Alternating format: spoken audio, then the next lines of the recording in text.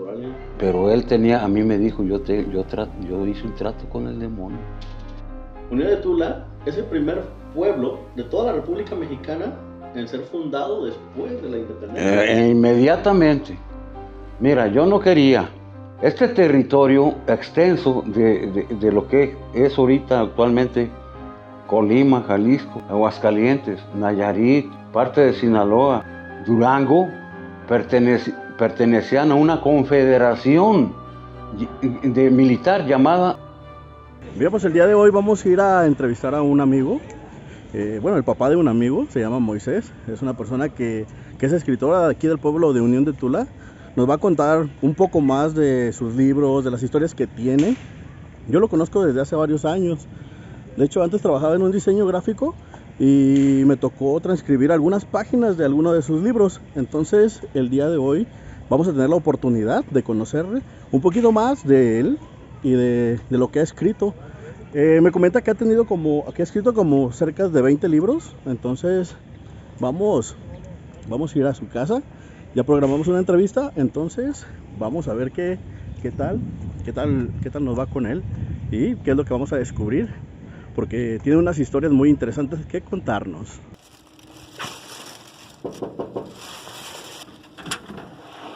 Bueno, ¿listo? ¿Cómo estás? Bien, buenas noches. Buenas noches. Bienvenido. Pásate. Muchas gracias. Nos encontramos con el señor Moisés, escritor, músico, poeta, filántropo. ¿Qué más se puede decir? De todo un poco.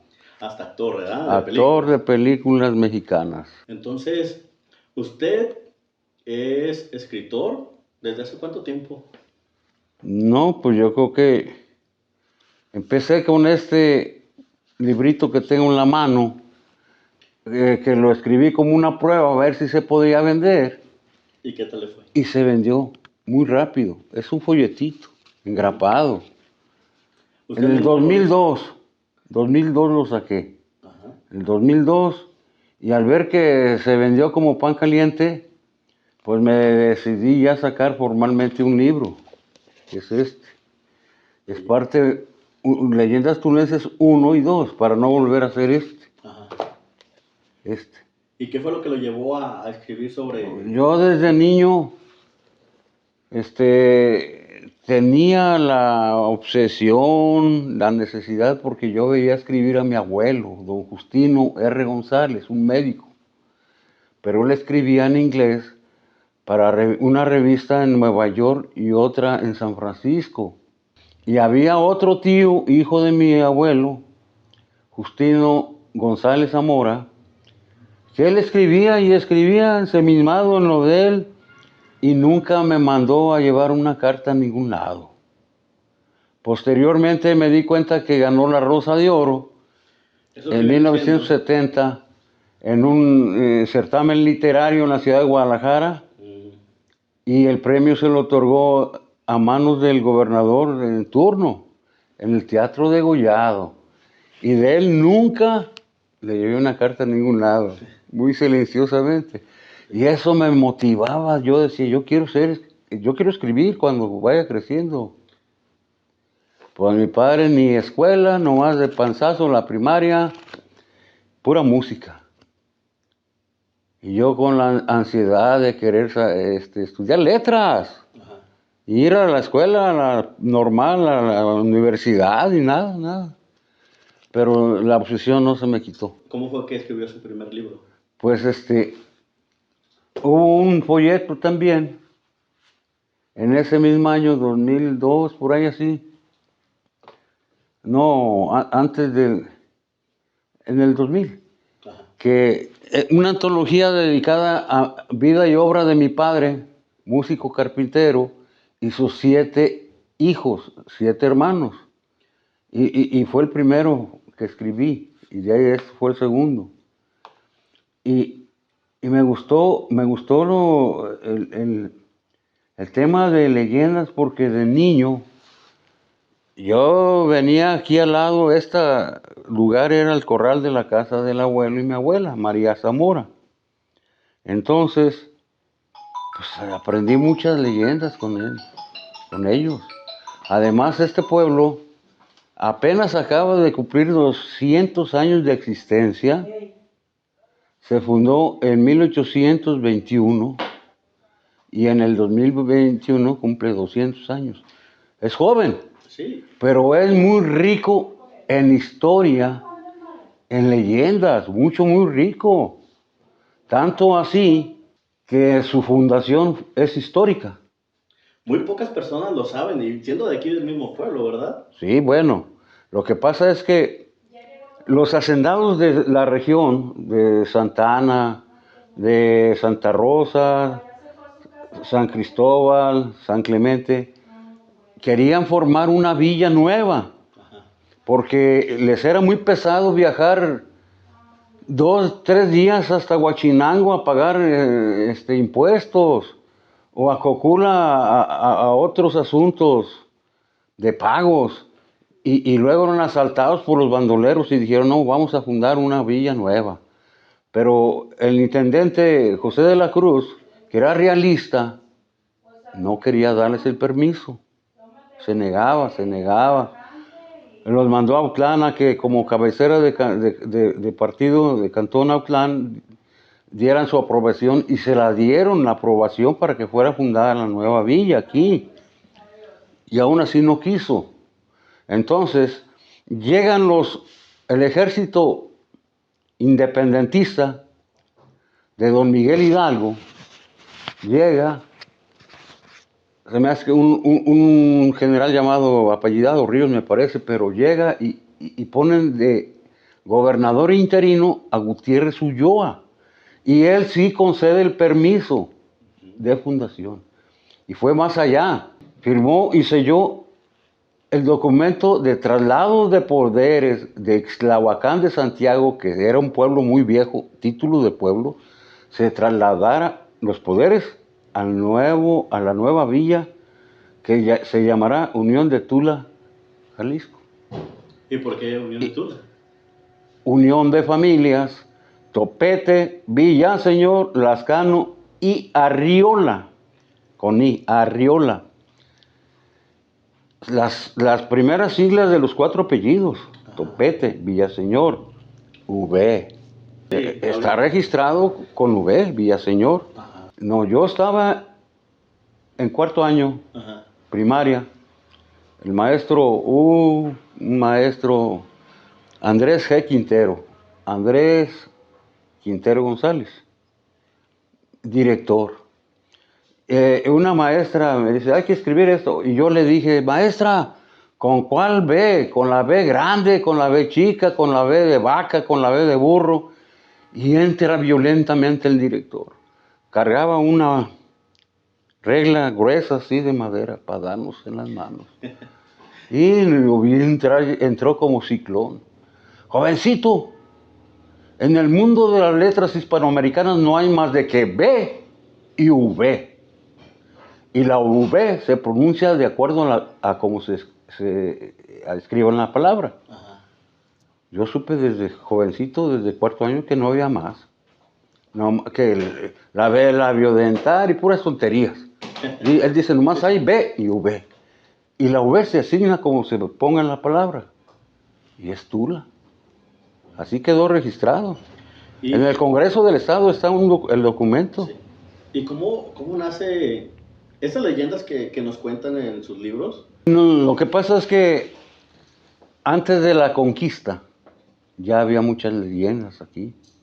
O sea, porque esta zona fue habitada por muchos grupos de indígenas, unos nahuatlacas, otros cocas, otros tepos, etcétera.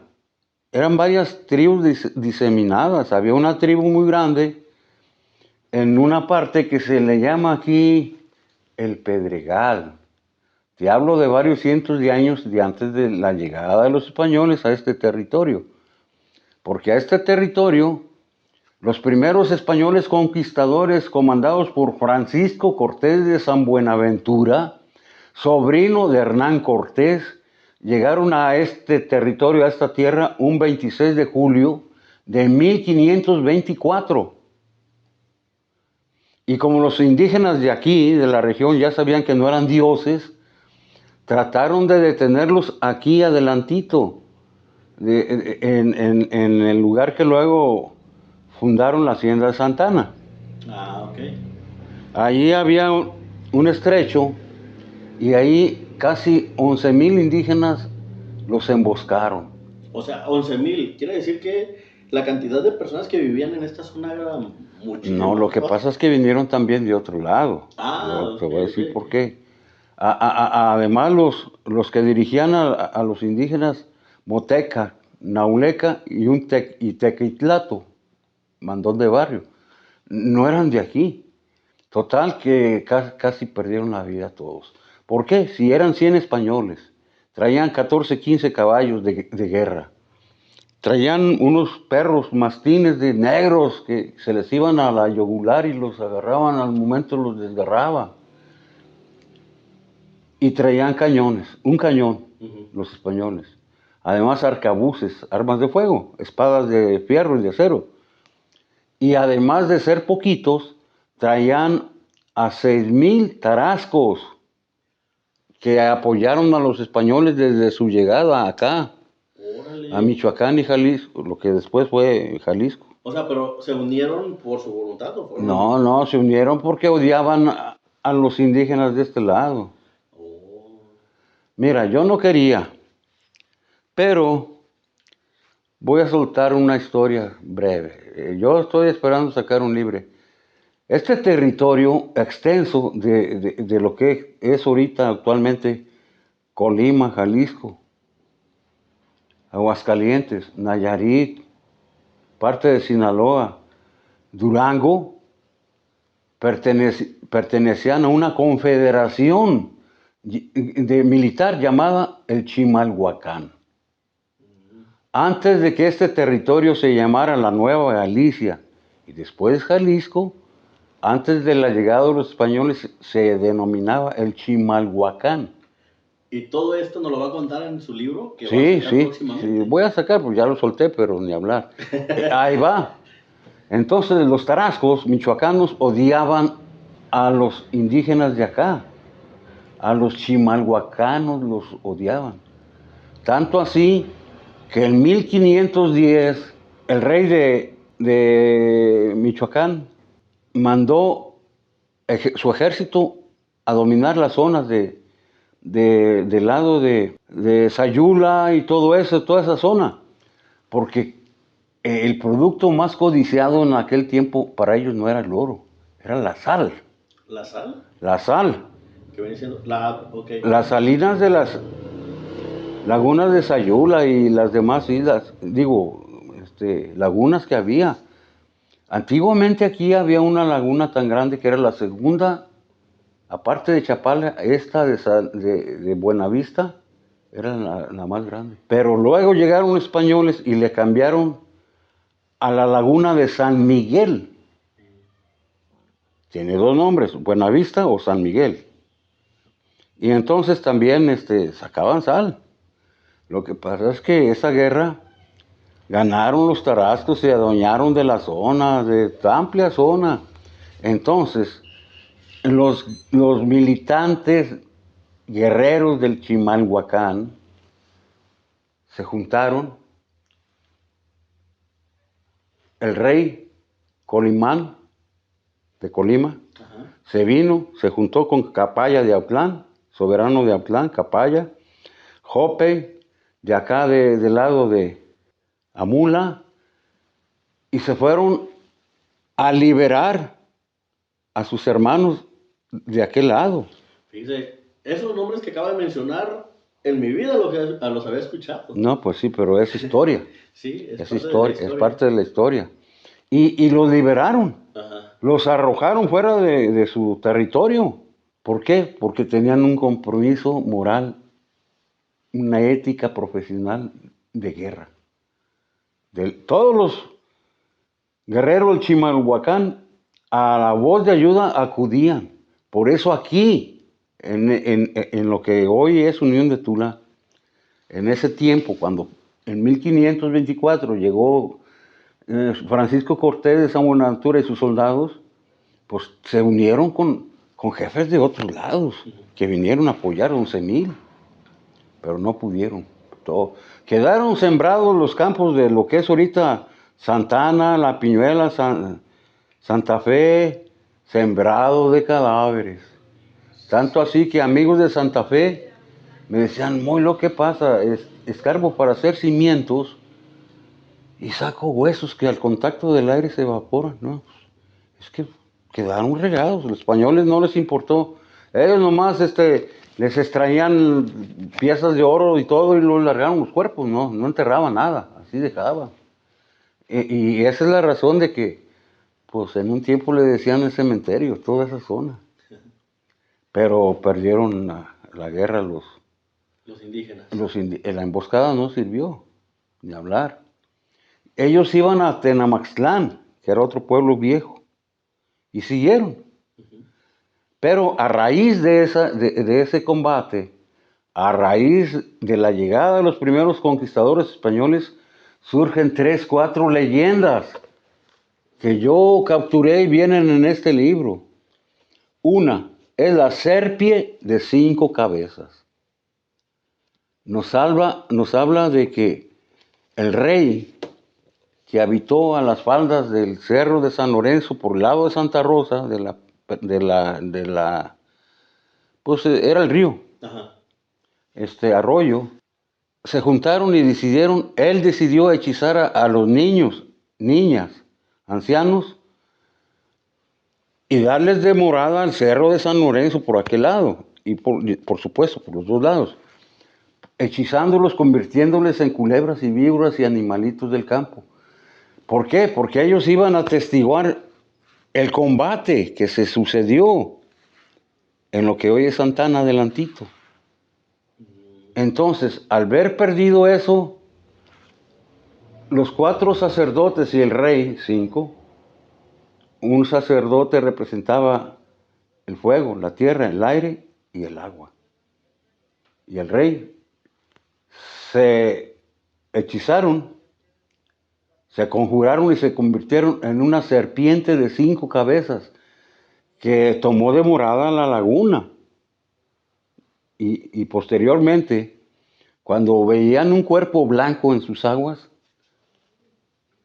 la serpiente los hacía garras, se los tragaba. Cuando veían piel morena, apacibles estaban ahí. Esa fue una de las primeras leyendas que vienen en este. Sin embargo, cientos de años atrás,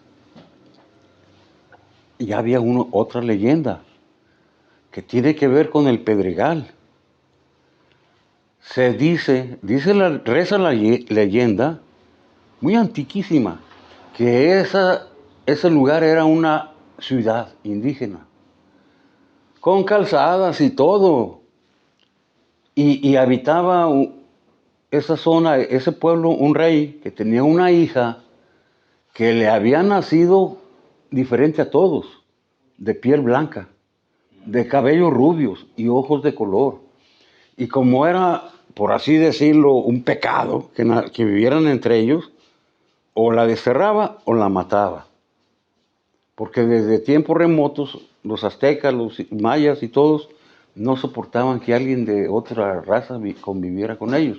Y los mandaban al inframundo, a las ciudades en las cavernas abajo. Y allá moraban todos. Ya fueran de diferente color o pelo, o tuvieran un brazo caído, mocho, no podían convivir con ellos. Y ahí, el rey, para cuidar y conservar la vida de su hija hermosa,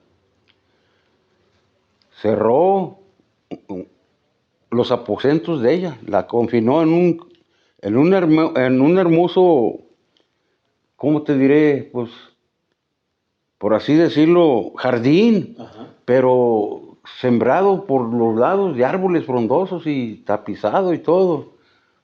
Y ahí estaba. La muchacha se llamaba Cabellos de Lote, por el pelo, güero, lacio, largo. Entonces, hermanos de ellos, estaba Tepospizaloya, municipio actualmente de Ayutla, que eran hermanos de estos que moraron aquí en el Pedregal. Entonces, Tepos era el príncipe de la tribu hermana vecina de allá, del municipio que ahora es de Ayutla. Era un nahual. Se convertía en águila a la hora que quería y sobrevolaba por donde quería. Y él descubrió a la hermosa Cabellos de Lote y se enamoró de ella. Se enamoró. Pues volando no podían ocultarla. Así es. Nada más sus dos servidoras la conocían. Las servidoras que la atendían en todo, no más. Entonces, Tepos se trajo a sus guerreros y la pidió la mano. Y se la dio el rey, pues, pero nadie la conocía. Entonces, en eso que se van y llega un sacerdote, un hechicero poderoso de allá del sur, lejano, igual a él de piel, igual a ella de piel blanca. Y rubio igual. Rubio y ojos de color. Y la muchacha estaba trepada en un árbol cuando oyó el pitido de una flauta, el canto de una flauta de madera, de carrizo. Y volteaba y aparece tras la loma, tras zumbando la loma, aparece ese hombre alto, que nada tenía que ver con los indígenas de acá, era alto y hermoso, según dice la leyenda. Y ella se quedó, que casi se caía y no se caía y se cayó. Y la recibe en brazos. Y la muchacha le ruega que la vuelva a subir, la sube. Se enamoran los dos. El sacerdote ya grande de edad y ella jovencita de a tiro. Se enamoran y ahí andaban y voy de paso, no, espérate, que como quieras tú. Sí. Pero el caso es de que ese sacerdote era muy poderoso. Se muere en la tribu una mujer anciana. La lloraron todos y la misma familia del rey la lloró. Como ya estaba pedida la hija, salía. Entonces llega el sacerdote y la devuelve de la muerte con unos hechizos, con unos brebajes a la mujer. El asombro de todos, y pues lo creían también un dios a él. Entonces, seguían viéndose ellos allá en el jardín del Edén, pues, muy bonito el jardín, adecuado, con plantas, aves y animales peligrosos, ahí eran mansos, Sí, en ese jardín grande que tenía. El lugar que le construyó Sí, su padre, su para que padre, fuera protegido. sí. Entonces, llega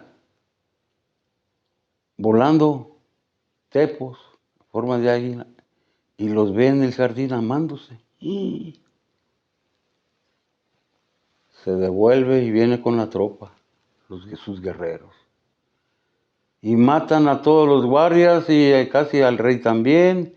Entonces le flechan a Cabellos de Lote, pero antes de flecharla, le pegan aquí y se avienta a Tepos, no, el sacerdote, y lo clavan también, lo flechan. Entonces él le da tanta rabia que empezó a lanzar Hechizos. fuego. Ah, el sacerdote. Como llamas de fuego. Ajá. Y ultimó a varios y le dijo al rey, saca tu tribu de aquí, llévatelas al otro lado del cerro, porque el cerro queda allá, el cerro Prieto, el cerro de San Lorenzo. Llévalos de aquel lado, porque yo voy a convertir en piedra todo lo que hay aquí. En cuanto se fueron todos, conjuró el lugar y lo convirtió en piedra, todo piedra. Vas allá y se ven como calzadas, calles y todo. Y para comprobar el hecho, pues mucha gente, señoras, me decían, oye, ¿qué pasa ahí? Yo voy a cortar nardos silvestres muy bonitos, pero me descanso y me siento en alguna piedra y de repente empiezo a ver y oír murmullos de dialectos, no españoles. Sí. Y luego corretear, caminar, así, murmullos. Y despierto y veo gente y una ciudad. Y esa señora, nada que ver con otra que me platicó lo mismo. Entonces, hace como unos 6 años, un amigo mío que tiene 3 cabos y se dedica a vender, pues, material, va a escarba del Pedregal abajo y se halla una olla de barro negro grande y otra más y otra. Entonces la primera la quebra y creyó, dice, va a ser oro. Puros huesos que al contacto del aire se desvanecieron. Dije, ya, no, y me platicó, le dije, no, no, no, tapa y no vuelvas a tocar nada.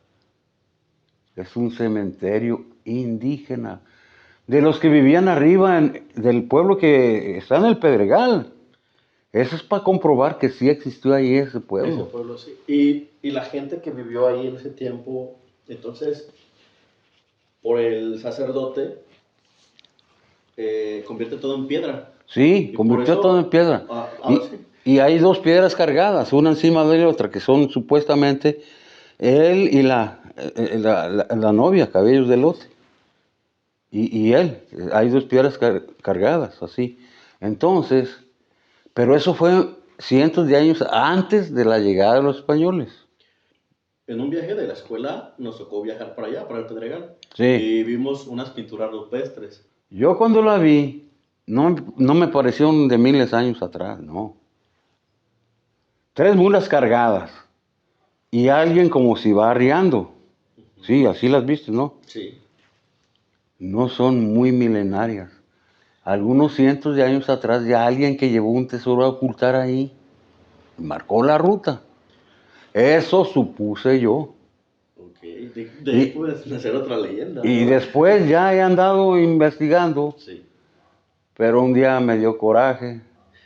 Los vagos de las escuelas van y se emborrachan, no sé qué. Claro. Ya no las hallé, rayones nomás.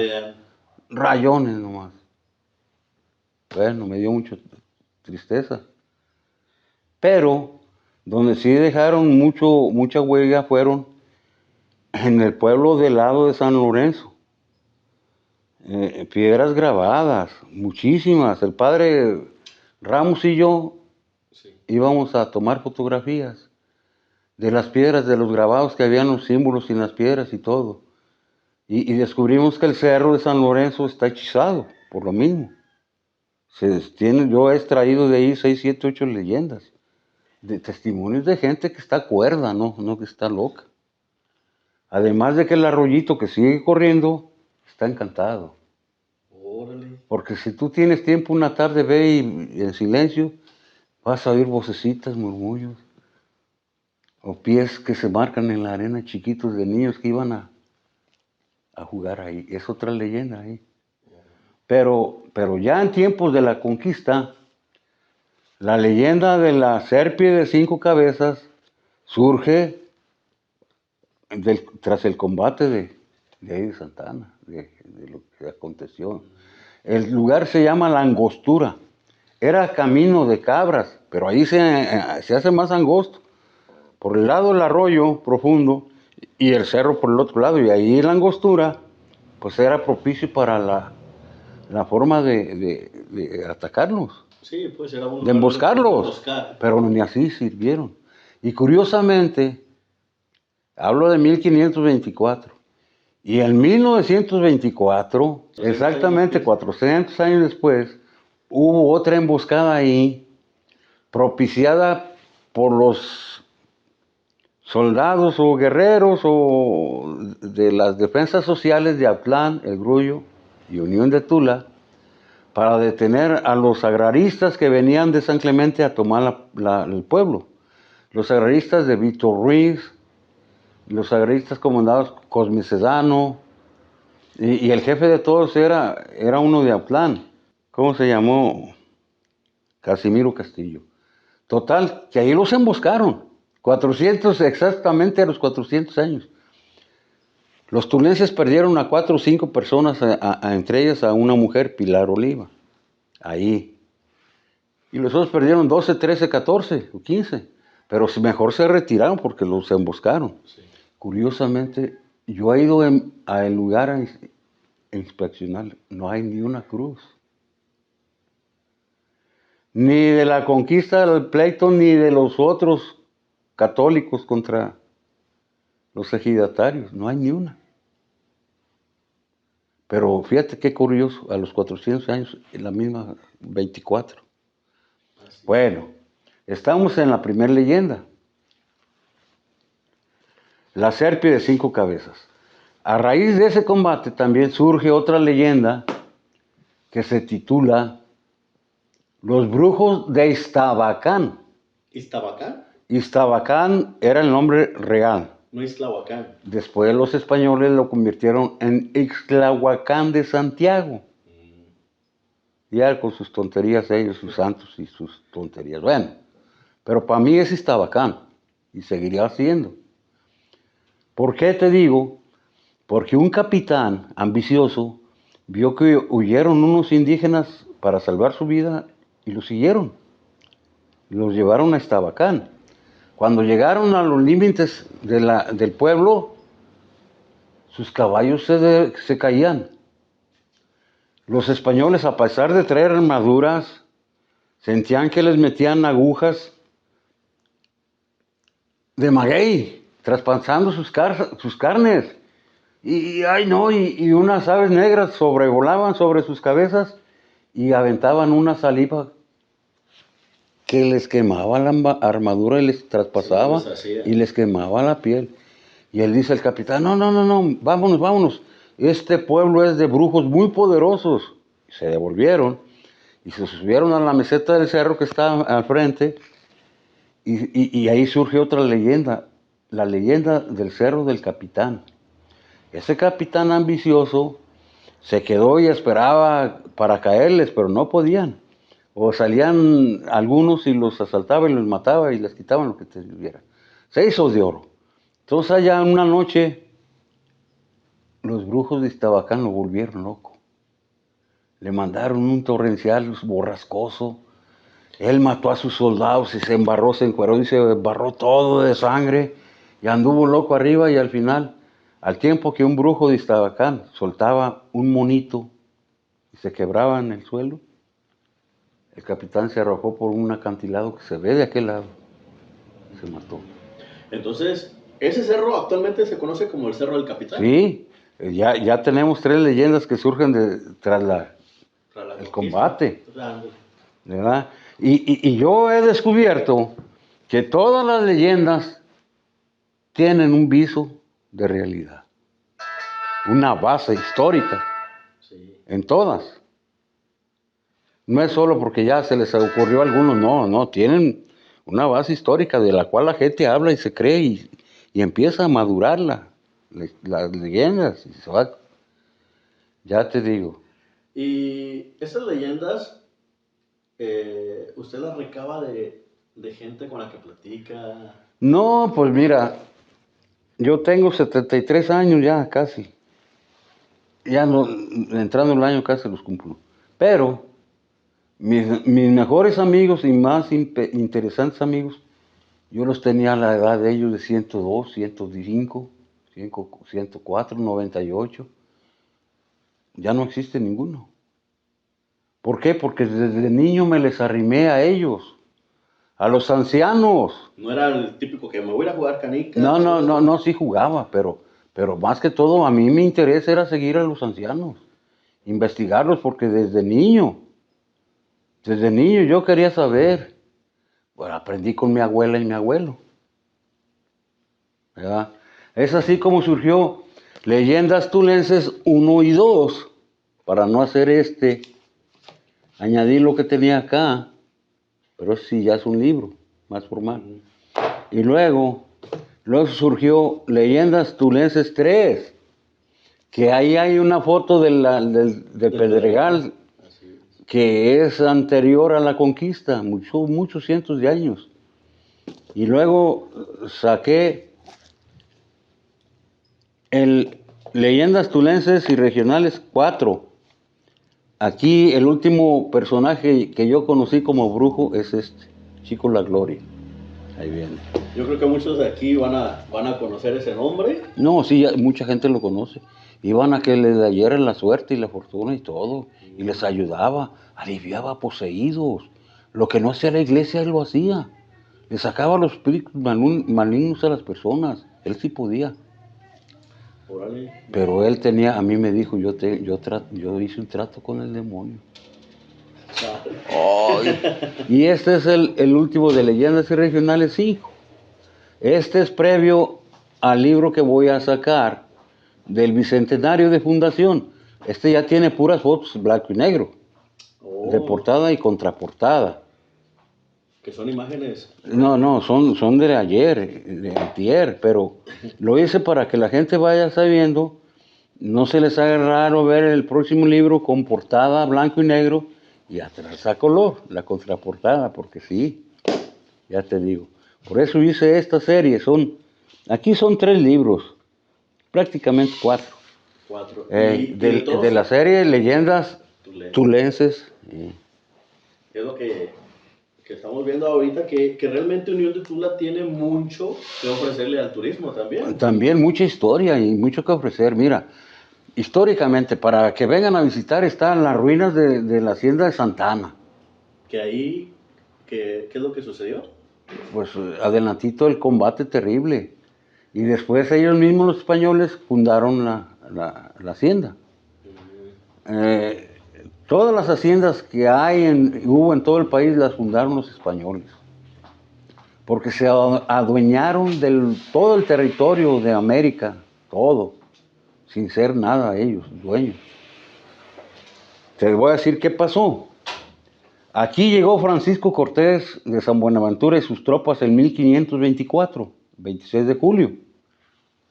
Siguió la ruta, se fue para allá, para adelante y ganó Paxatlán, le dio la vuelta casi periódica, casi, te diré que casi al estado, así se vino y salió de vuelta a Colima. Pero un enemigo de Hernán Cortés, llamado Nuño de Guzmán, otro capitán sediento de riqueza, Nuño Beltrán de Guzmán, una bestia. Si Cortés cometió atropellos, este fue peor. Un individuo que no merece su razón histórica, pero pues como degradante, como sátrapa, sí lo mencionamos.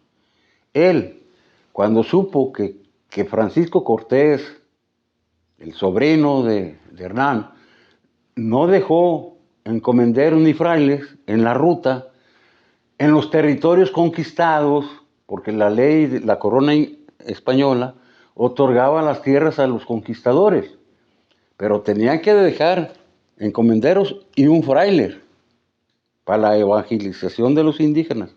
Supo que no dejó y mandó a sus tropas aparte, comandadas por Juan Fernández de Híjar. Y él sí dejó encomenderos, frailes en toda la misma ruta. Descubrió y fundó la Villa Purificación, el pueblo más viejo fundado por los españoles en lo que es hoy Jalisco, es Villa Purificación. Y Nuño Beltrán de Guzmán le ordenó que buscase una bahía para que formara un puerto. Y descubrió en la Navidad las barras de Navidad, la barra de Navidad. Él también descubrió ese punto y fundaron un astillero ahí. ¿Qué es un astillero? Pues donde forman barcos, donde se arman barcos y todo y se lanzan. Entonces, Fernández de Híjar, por su obra, su trabajo, su alianza, su virtud de guerrero temible, le otorgaron la encomienda de Buenavista, que después, a los pocos años, fundó San Cristóbal, la hacienda de San Cristóbal, acá, enclavada arriba en el Espinazo. Entonces se le llamó la hacienda la hacienda de San Cristóbal en el nombre de su santo, de ellos. Pero la encomienda se llamaba Buenavista o San Cristóbal. Y él fue muy poderoso, hasta donde le alcanzó la vista y hasta no veía. De aquí, Puerto Las Peñas, todo era de la costa y todo. Y no estaba conforme. Le puso una carta al rey que quería más. ¡Qué desgracia! Dueño de las minas de oro de Huachinango, de donde quiera. No, fueron unas bestialidades las que hicieron con nosotros. Es que yo me siento indígena. No, yo tengo el espíritu indígena dentro. Mira, antes de la llegada de los españoles, aquí era diferente. La pureza de las costumbres era una ley muy normal. Sí. ¿Qué significa la pureza de las costumbres? Que nadie podía hurtar a otro. Nadie podía ofrecer trueques ventajosos. Nadie podía blasfemar. Nadie podía tomar mujer ajena. Y llegaron las bestias, nos revolvimos y somos una porquería de gentes. Es la verdad. Sí, sí. La pureza de las costumbres, hasta la llegada de los españoles sobrevivió. Ya con ellos se acabó. Sí, porque también hay mucha historia que no conocemos. ¿Eh? Porque lo que nos enseñan en la escuela es que es de la conquista de los españoles hacia adelante. El conocer más atrás. Pero más atrás. Más nunca atrás hacia atrás. no se conoce, No. o es muy poco lo que se ve, o muy superficial, Sí. pero, No. pero hay mucha historia y en cultura. Es que Hernán Cortés se equivocó.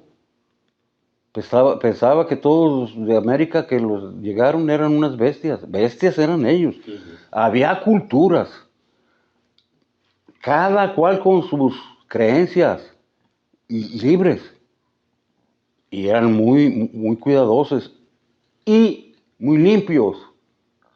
Todos los indígenas de América se bañaban casi diario, donde quiera había agua. Españoles cochinos, andrajosos, mugrosos, hediondos, achivos, berracos. Así dice la crónica de Lizochi, un escritor. Olían a achivos, berracos. No se bañaban. ¿Qué es eso? Ay, no. Y con eso vienen las enfermedades. Sí, no, pero ellos nos trajeron los males más peores del mundo. Sí, ahora sí que. La viruela negra, que eso acabó con muchas tribus completamente. Sí, la peste. La peste y todo. No. Sí, de hecho. El legado es negro, el de ellos. Algo que tiene México, bueno, lo que viene siendo la República, es de que es muy diverso. Sí. Todo, en fauna y flora. Hay muchas etnias todavía que sobrevivieron. No más que la explotación. Que la explotación nos convirtió en esclavos. Y el esclavo no tenía derecho casi ni a comer. Que fue lo que llevó a la independencia de México. Sí, que conllevó a la independencia. Ya te digo. Y lo que comentaba, Unión de Tula es el primer pueblo de toda la República Mexicana en ser fundado después de la independencia. Inmediatamente, cuando llegaron los libertadores a Guadalajara y firmaron el acta de no esclavitud, luego se dio el permiso y se firmó el traspaso de poderes de Iztlahuacán aquí. Históricamente, Unión de Tula nació en pañales de oro y seda. Ningún otro pueblo le sucedió eso, porque otros pueblos van creciendo a la sombra de la hacienda, alrededor o algo, y aquí no. Aquí compraron terrenos a la hacienda de San Cristóbal para la fundación. Y lo peor, la grandeza más de todos, es que se fundó por medio de éxodos. Todos los de Iztabacán, órale, a tales horas nos vamos. Y se vinieron acá, bajando por las lomas y cerros, con sus cargas de gallinas, puercos, ganado, todos se vinieron en éxodo, todos. Los del otro lado igual, para llegar a la misma hora. Los de acá también. ¿Te imaginas ver como película? San Clemente, San Cayetano. No, San Cayetano no existía, no. ¿Ah, no? No, había puntos que no existían. Pero sí, había ranchos. Entonces, ¿te imaginas ver a individuos tendiendo lazos de mecaílo con cal rayando las calles todo, trazos y abriendo cimientos. Para crear sus casas. Y las casas de campaña a la vera de la laguna, conviviendo las familias con sus niños, una cosa grande que no fácil le pasa a cualquier pueblo. Fundación histórica, primer permiso concedido en México, ya libre. Luego, segundo, cambio de traspaso de poderes, inmediatamente, antes de que se fundara el pueblo, ¿no? Ajá. Y luego, ya fundado, un pueblo nuevo, pero con las calles más derechitas. Yo tendría 6, 7 años cuando oí en la radio el doctor Iku de la Ciudad de México hizo la pregunta. 5,000 pesos, o ¿sabe qué? Al que me responda cuál es el pueblo de las calles más derechitas. Pues nadie supo. Lo siento mucho, se llama Unión de Tula, Jalisco, y tiene el pueblo de las calles más derechas. Desde la Ciudad de México.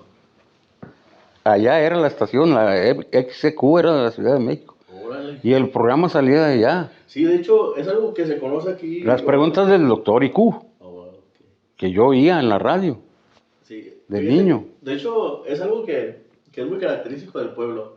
Que calle por la que entras puedes salir derecho. Sí. Derecho, no hay... Hay 1 o 2 que se estropearon por los arroyos, pero Sí, la Tepique, la que yo es vi. normal. Sí. Nos cruzan 2 arroyos. Así es. Que antes de entrar, casi en las orillas, las goteras de Unión de Tula se convierten 2 en 1. Por aquel lado, por este otro, el del Castillo. Pero son contadas. Y también son Sí. calles que se fueron... No, se fueron abriendo y derechitas. Así es. Ya te digo.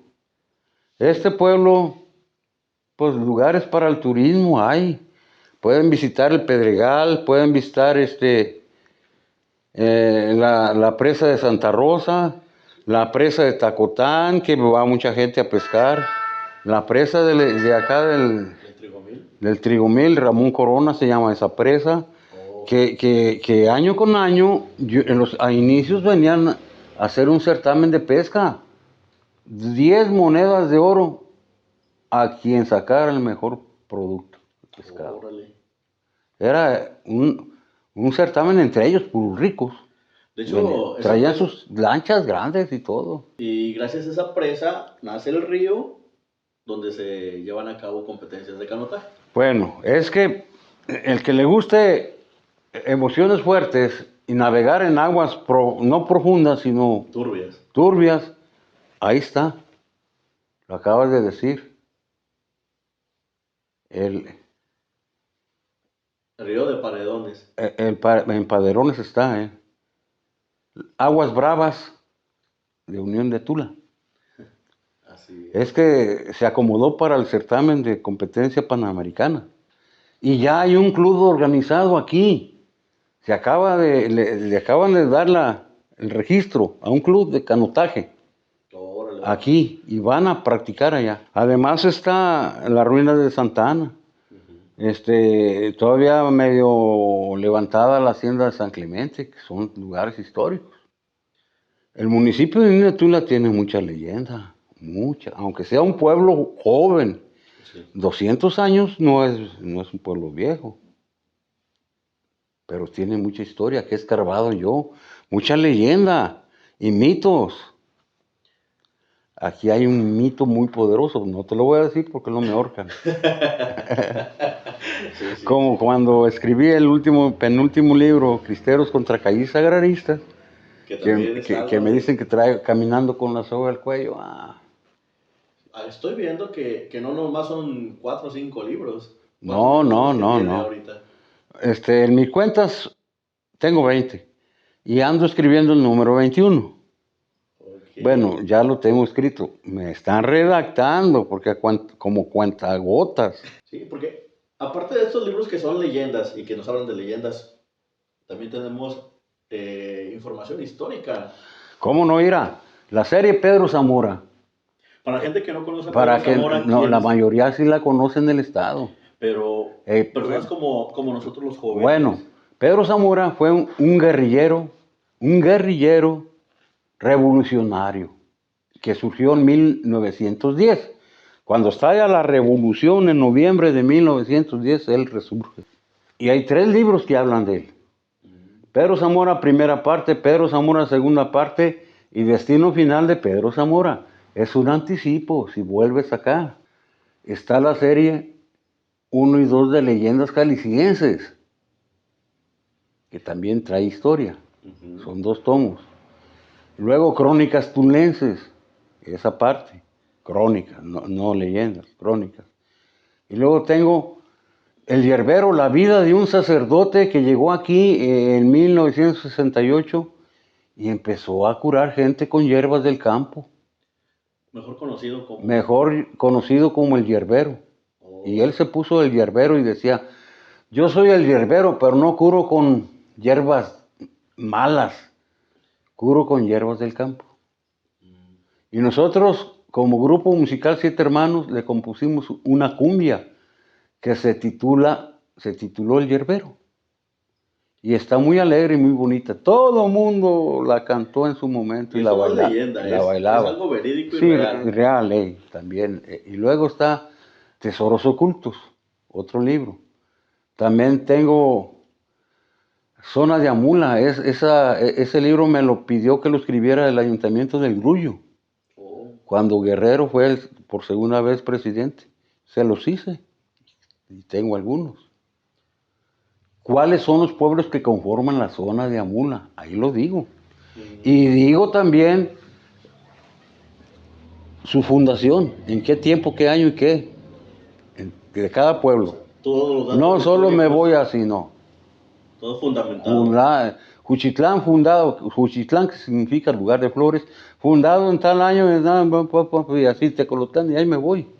No es solo pum, soltado. Es que es histórico. Para hacerlo así. No, ya quisiera, lo escribí. Y le dije, ya lo tengo. No, espérese. ¿Cómo que me espere? Sí, es que acaban de entrar a la zona Autlán.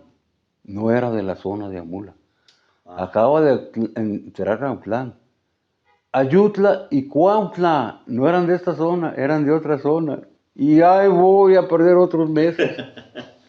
Ay, no. Pero sí lo saqué. Sí. Faltando un mes para abandonar el poder ellos, se los llevé. No me agarraron muchos, pues ya iban de salida. De aquí estoy alcanzando a ver un libro que también da... ¿Qué dice? Bueno, veo la portada. ¿Qué dice? Está el Cristo que tienen aquí. No, ese libro es magistral. Porque aquí te venden, en la iglesia te venden un folletito como este. Ajá. No, pero yo hice un libro. Que nos cuenta... Con mucha historia y milagros realizados en las diferentes comunidades, no solo local. No, ese libro ha resultado muy interesante. Y también nos cuenta la historia de cómo... De fundación de Unión de Tula también. Sí, porque... Y la aparición Eso es lo que... se dio en 1814. Unión de Tula no existía. Que fue en la hacienda de... El dueño, don José Antonio Enrique Topete, era dueño de la hacienda de Santa Rosa y se venía acá. A caballo. A caballo, pero no aquí. Aquí no. A la hacienda de San Cristóbal venía él. Sí, porque me dice que aquí no existía nada. Entonces, cada que pasaba por el mezquite, una rama le tumbaba el sombrero. Se enojó el señor. Esta leyenda es magistral. Entonces saca un machete un día cansado y le mete. Empieza a brotarle de color sangre la savia. Y con un pañuelo blanco la capea, le toma y viene con el cura de acá. Un mentado Gómez era el párroco de aquí, de la San Cristóbal, y era el dueño. Entonces dice, oye, esto no es goma, es sangre. ¿Cómo? Esto me pasó. Pues corta el tronco y manda a hacer un Cristo. Entonces este señor había vivido en Ameca, era de Ameca. Entonces se fue y contrató un tallador, un artesano. Se lo trajo. Le dio lugar para dormir, le puso el troncón ahí donde él quiso. Y a los 2, 3 días desaparece el hombre y el Cristo ya estaba tallado. en la cruz. No halló a quién pagarle. Un hecho sobrenatural, les cuento. Pero no es el mismo Cristo que tienen aquí ahorita. Era un Cristo burdo. Burdo, ¿sabes lo que es burdo? Sí, más tosco. Sí, sí, sí. Y don Roberto Moreno, en 1900, como por ahí como en el 14, A inicios de los 900. no, ya después del 900, Sí. ya había estaba la revolución, ya estaba. Porque él fue general revolucionario, don Roberto, el dueño de las haciendas grandes de aquí. Estamos hablando después de 1820, No, sí, 1921. sí, después. De 1921. Después, su mamá quería mucho al Cristo y dice, oye, está re mal, lo voy a llevar a Ejutla. Ajá. Y allá yo estoy seguro que lo cambiaron. Lo cambiaron. Porque cuando lo trajo a la hacienda Santana, lo metieron en la capilla, de golpe le hablaron a doña María y ya trajeron al Cristo. Casi se desmayó, este es un Cristo vivo. No era el mismo burdo. Ya le habían cambiado. En esos tiempos unos evangelistas que llegaron de paso lo vieron y bueno, más que amor, es misericordia, se desprende de sus facciones y le pusieron el nombre ya, el Señor de la Misericordia, y antes era el Señor del Mezquite. Quiere decir que no era el mismo burdo. No, pues yo no creía ni en los milagros, porque no son de orden celestial, tienen otro orden. Algún día te digo cuál es el orden de eso. Ok. Mi propia esposa recibió un milagro. Órale. Yo me resistí a creerlo.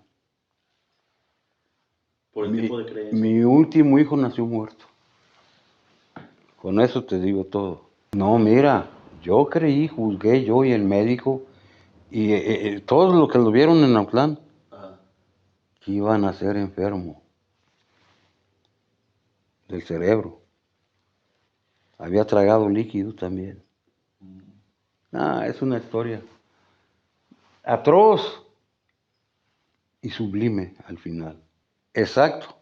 Ya en la revolución, te anticipo, que el hombre más valiente de costa a costa y de frontera a frontera fue de Unión de Tula. Y se llamó Saturnino Medina, alias La Perra.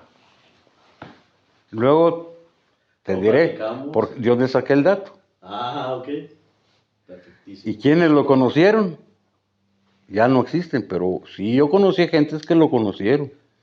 Y todos me lo pintaron como realmente fue. Era bragado, bestia, le valió la vida de los semejantes. Él luchaba por la supervivencia y porque ganaran ellos las batallas, los combates. Fue revolucionario. Sí, era lugarteniente número 1 de Pedro Zamora, el general. Con decirte que a los jóvenes que estaban heridos, los enemigos, les bebía la sangre. Y a algunos les partía el pecho y les sacaba el corazón y se lo comía crudo. Y ahí el mote de La Perra. Porque tenía la creencia mística de que haciendo eso se volvía inmortal. Pues mucha historia que siendo de aquí mismo, de Unión de Tula, yo desconocía y sí quedo sorprendido porque es la primera vez que escucho sobre esta información, sobre estas historias, sobre estas leyendas y saber que hay más todavía de Unión de Tula en sus libros. No, sí, mira, aquí el más valiente, que aquí, de frontera a frontera y de costa a costa, y no hay quien lo recuerde. Además, el general don Roberto Moreno González era muy rico, fue diputado y muy rico. Nadie se le ocurre del ayuntamiento ponerle a una calle el nombre en su recuerdo. Cuando en Autlán, Marcelino García Barragán, y luego el otro general que también. Sí, sí. Y aquí tener un nombre de un general recuerdo, y no ponerle ni siquiera una pinche calle el nombre, a mí me da rabia, me da coraje. Hombre, Bien. tuvimos un general Pero que fue muy piadoso con los pobres aquí. yo creo que también es la parte del desconocimiento de la historia. Hice hasta trípticos, Ajá. regalé con esa historia de don Roberto. Y un pueblo que no, ay, te voy a regalar uno un ratito. Pues ojalá también nos toque platicar de él a profundidad. No, sí. Yo tengo la obra y vida de él. Le puse un general con ángel. Él era muy piadoso. Ujú. Su madre lo era igual. Un hermano era médico y regalaba medicamentos a los pobres y los curaba cada 8 días de gratis. Ajá. Fueron muy humanos y nadie quiere darles un recuerdo. Pero, como dices tú, se alargó. Sí, no. Nos despedimos. No, y es que todo esto, y es solamente como una probadita Sí, de todo sí. lo que puedes encontrar en uno de sus libros de Don Moisés. Sí. Y de todo este contenido, que no solamente son leyendas, también contienen Historia. Historia que tal vez desconocíamos, que no sabíamos, o que tal vez en algún momento lo escuchamos de nuestros abuelos. Y se nos olvidó. Así es. Y como en mi caso, mi abuela platica que a su papá, o sea, mi bisabuelo, lo colgaron en lo de la guerra de los cristeros, en la revuelta, En la revuelta cristera ahí. por una confusión. Dijo Pedro Zamora, le mandó una carta a uno de sus mozos, a don Simón Morán de Ayutla. Fue su mozo de muchos años Ajá. y espía. No vayas a entrar a esa estúpida revuelta cristera, que es una guerra tonta, así le mandó decir. Vente conmigo, te espero en Mexicali en tal domicilio. Le mandó la carta. Y este señor mete la carta a una petaquilla, crece el río chiquito, se lleva la petaquilla y se perdió. ¿Dónde voy? ¿Y a qué voy? Así me dijo. Yo lo conocí, don Simón Morán. Un hombre que diario calzón y cotón de manta y sombrero con limote.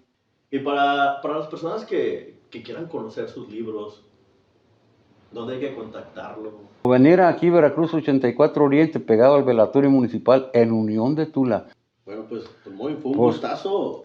No, pues cuando quieras ahí nos ponemos de acuerdo. Sí, para platicar un poco más. Un poco más, Sí, de los siguientes libros, porque Sí. esto solamente, como les dije, es una probadita de sus 20 libros que ya tiene escritos. Sí. Hoy nos mostró lo que tiene de 4 libros. Todavía falta 16 libros de los Más. que podemos hablar y los que vienen. De acuerdo. ¿Sale? De Bueno, acuerdo. pues muchísimas gracias, Don Moy. Y pues aquí nos estamos viendo. De acuerdo y buenas noches. Sale, buenas noches. Chao.